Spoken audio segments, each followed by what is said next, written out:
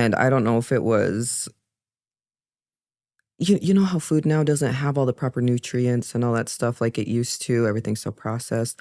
I grew up on a Mexican diet, beans, tortillas, rice, chorizo con huevo, all that stuff. And so I was a very unhealthy child.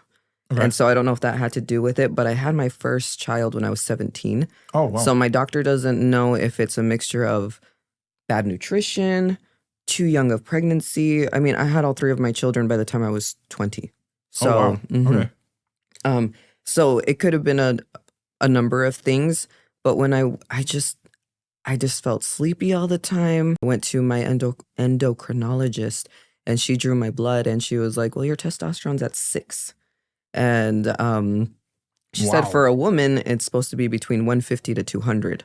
So immediately she put me on testosterone shots. I was that it was going to grow. All of a sudden, 3 to 4 months goes by and I'm like, well, hello. And not just that, it felt super, super sensitive, like even more than it had before. Okay. Like just my panties rubbing on it. Like I was like, oh my God, I'm going to come. Oh, I'm driving in the car and I'm like, oh, don't drive so fast. I'm going to come in front of everybody. So, wow. It made it super sensitive. It made it grow. And now it's super easy to find versus before where it was this like teeny weeny thing. Now I got this kind of a micro clit now, micro penis. Yeah.